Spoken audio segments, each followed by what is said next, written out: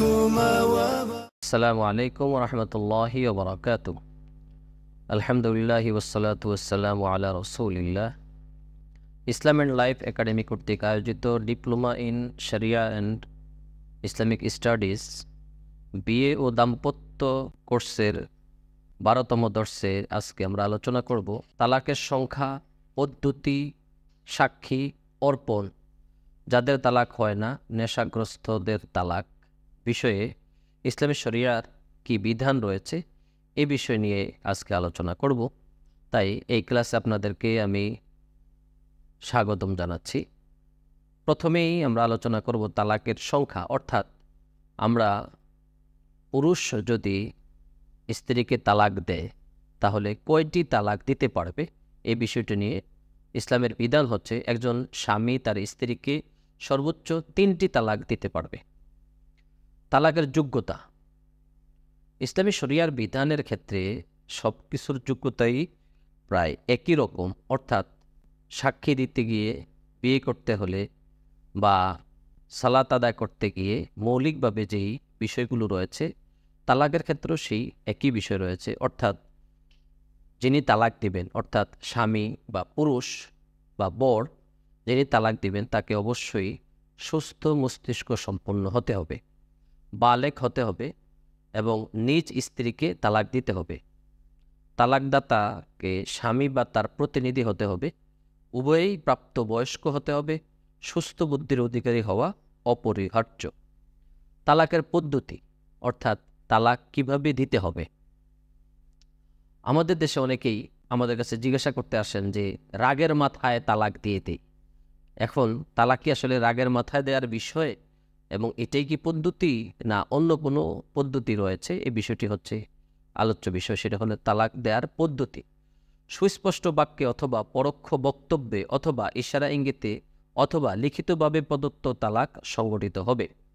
সুস্পষ্ট বাক্যে স্ত্রীকে তালাক দিলে তা সংগঠিত হবে, তালাকদাতার উদ্দেশ্য যাই হোক। পরোক্ষ বক্তব্য, যেমন তোমার ব্যাপার আমার হাতে, তুমি ইদ্যত পালন করো, তুমি আমার উপর হারাম ইত্যাদি তালাক শব্দে তালাক দিলে তা স্বামীর নিয়তের উপর নির্ভরশীল। সুস্পষ্ট ইঙ্গিতে বোবার প্রদত্ত তালাক সংগঠিত হবে এবং লিখিতভাবে তালাক দিতে এবং মুখে উচ্চারণ না করলেও তালাক কার্যকর হবে। তালাকের সাক্ষী, তালাকের ক্ষেত্রে সাক্ষী থাকার শর্ত প্রযোজ্য নয়। বিয়ের ক্ষেত্রে সাক্ষী প্রয়োজন হয়, কিন্তু তালাকের ক্ষেত্রে সাক্ষীর কোনো প্রয়োজন নেই। কোরআনে কারীমের মধ্যে তালাকের সাক্ষী সম্পর্কে বলা হয়েছে, ফাইদা বালাগনা আজালাহুন্না ফাআমসিকুহুন্না বিমারুফিন আও ফারিকুহুন্না বিমারুফিন ওয়া আশহিদু যাওয়াই আদলিন মিনকুম ওয়া আকিমুশ শাহাদাতা লিল্লাহ। তাদের ইদ্যত পূরণের কাল আসন্ন হইলে তোমরা হয় তাদেরকে সসম্মানে রেখে দিবে অথবা সসম্মানে ত্যাগ করবে এবং তোমাদের মধ্য হতে দুজন ন্যায়পরায়ণ লোককে সাক্ষী রাখবে। তোমরা আল্লাহর জন্য সঠিক সাক্ষী দিও। কিন্তু ফকিহগণের মতে তালাক দানের ক্ষেত্রে সাক্ষী রাখা বাধ্যতামূলক নয়, বরং মুস্তাহাব বা উত্তম। তাফবিজ তালাক, স্বামী তার তালাকের অধিকার স্ত্রীর উপর অর্পণ করতে পারবে এবং এই অধিকার বলে স্ত্রী নিজের উপরে তালাক প্রদান করতে পারবে এবং এই তালাককে তালাকের তাফবিজ বলা হয়। স্বামী স্ত্রীকে তালাক দানের অধিকার অর্পণের পর সে স্বামীর প্রতিনিধি হিসেবে নিজেকে তালাক দিতে পারে।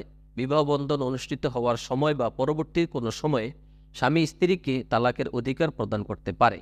স্বামী এই অধিকার বাতিল করতে পারে না।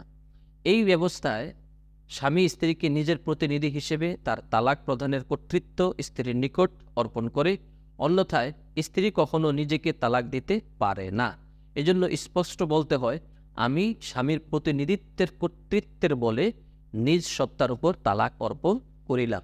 অর্থাৎ বিষয়টি হচ্ছে, স্ত্রীকে স্বামী যদি নিজের পক্ষ থেকে তালাক দেওয়ার অধিকার দেয় তাহলে স্ত্রী নিজের উপরে নিজে তালাক অর্পণ করতে পারবে, নিজের উপরে স্বামীর দেয়া কর্তৃত্ব ধারণ করতে পারবে।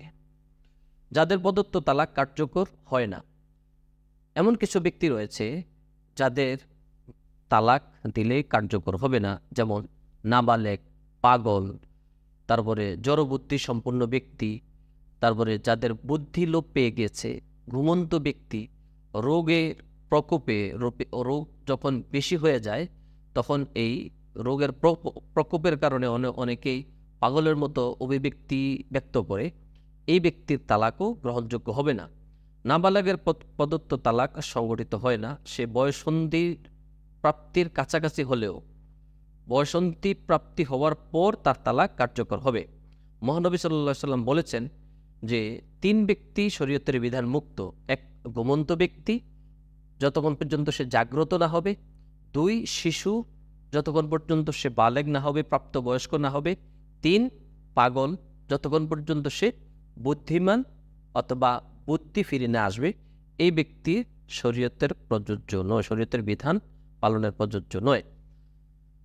এছাড়াও পাগল ব্যক্তি মস্তিষ্ক বিকৃতির কারণে, যার ভালো মন্দ পার্থক্য করার কোনো জ্ঞান নেই, শক্তি নেই, লোপ পেয়ে গেছে, যে নিজের কাজ নিজে বুঝতে পারে না বা তার পরিণতি বুঝতে নাই, এমন অক্ষম ব্যক্তিকে পাগল বলা হয়। তার জন্মগত হোক অথবা কোনো রোগের কারণে হোক অথবা কোনো অ্যাক্সিডেন্টের কারণে হোক, সে সুস্থ না হওয়া পর্যন্ত তার তালাক কার্যকর হবে না। সে যদি কখনো সুস্থ হয় তখন সে যদি তালাক দেয়, সে তালাক কার্যকর হবে। মহানবী সাল্লাল্লাহু আলাইহি সাল্লাম বলেছেন, পাগলের তালাক ব্যতীত সব তালাকই বৈধ বা গ্রহণযোগ্য। জড়বুদ্ধিযুক্ত ব্যক্তি, যে ব্যক্তি অসংলগ্ন কথাবার্তা বলে এবং যার মুখে যা আসে তাই বলে, তার প্রদত্ত তালাকও কার্যকর হবে না। বেহুশ, ইহা নিদ্রার মতোই মানুষের ইচ্ছা ও নিয়ন্ত্রণ বহির্ভূত, অতএব এই অবস্থায় তালাক দিলে তা কার্যকর হবে না। বুদ্ধি লোপপ্রাপ্ত ব্যক্তি, যে ব্যক্তি কোনো আঘাতে বা বিপদের কারণে অথবা আকস্মিক কোনো দুর্ঘটনার কারণে যার বুদ্ধি হিতাহিত জ্ঞান লোপ পেয়ে গেছে, সে সুস্থ না হওয়া পর্যন্ত তার তালাক দিলে তালাক গ্রহণযোগ্য হবে না। ঘুমন্ত ব্যক্তি, এই অবস্থায় তালাক দিলে তার তালাক সংগঠিত হবে না, কারণ ঘুমন্ত অবস্থায় মুখ হতে নির্গত কথা নির্ভরযোগ্য নয়। রোগের প্রকোপে পাগল ব্যক্তির প্রদত্ত তালাকও কার্যকর হবে না, কারণ তাকে ওই অবস্থায় সুস্থ বুদ্ধির অধিকারী বলা যায় না। নেশাগ্রস্ত অবস্থায় তালাক, অর্থাৎ নেশাগ্রস্ত অবস্থায় যদি কেউ তালাক দেয়, সেই তালাক গ্রহণযোগ্য হবে কিনা। মাতাল অবস্থায় তালাক দিলে সেই তালাক কার্যকর হবে, কিন্তু হালাল জিনিস বা ঔষধের প্রতিক্রিয়ায় মাতাল হয়ে তালাক প্রদান করলে তা কার্যকর হবে না। নেশাগ্রস্ত হয়ে কোনো ব্যক্তি নিজ স্ত্রীকে তালাক দিলে তাহা কার্যকর হবে, কারণ সে নিজ ইচ্ছায় মাদকদ্রব্য পান করে নিজের বুদ্ধি ও বিবেচনা শক্তিকে নষ্ট করে দিয়েছে। ইমাম আবু হানিফা, আবু ইউসুফ, মুহাম্মদ রহমতুল্লাহ আলাই ও অপরাপর ফকিহগণের মতে, কোনো ব্যক্তি নেশা করার এবং স্বাদ আস্বাদনের উদ্দেশ্যে নেশা উদ্রেককারী হারাম জিনিস ব্যবহারের মাধ্যমে নেশাগ্রস্ত হয়ে স্ত্রীকে তালাক দিলে উহা কার্যকর হবে। কেননা রাসূলুল্লাহ সাল্লাল্লাহু আলাইহি ওয়াসাল্লাম বলেন, পাগল ও বালক ব্যতীত সব তালাকই বৈধ। হালাল জিনিস বা ঔষধের প্রতিক্রিয়ায় মাতাল হইলে এই অবস্থায় প্রদত্ত তালাক সংগঠিত হবে না। মৃত্যুর বেদিগ্রস্ত অবস্থায় তালাক, অর্থাৎ মৃত্যু উপনীত ব্যক্তি কোনো রোগের কারণে যদি সে সাকরাতুল মাউত, অর্থাৎ একেবারে মৃত্যুর দ্বার প্রান্তে চলে যায়, এমন অবস্থায় যদি তালাক প্রদান করে, তাহলে তার তালাক কার্যকর হবে এবং ইদ্যুৎ পালনকালের মধ্যে যদি স্বামী মারা যায়, তাহলে তার ওয়ারিশ হবে। আলহামদুলিল্লাহ, এভাবে আমরা তালাকের সংখ্যা এবং কার কার তালাক গ্রহণযোগ্য হবে, কার তালাক গ্রহণযোগ্য হবে না, এই দার্সটি আমরা শেষ করেছি। আমাদের পরবর্তী দার্স হচ্ছে জোরপূর্বক মুমূর্ষ ও রুজাআত সম্পর্কিত মাসআলা নিয়ে আমাদের পরবর্তী ক্লাস অনুষ্ঠিত হবে। আশা করি সেই ক্লাসে আপনারা, সেই দার্সে আপনারা অংশগ্রহণ করবেন। আসসালামু আলাইকুম ওয়া রাহমাতুল্লাহি ওয়া বারাকাতুহু।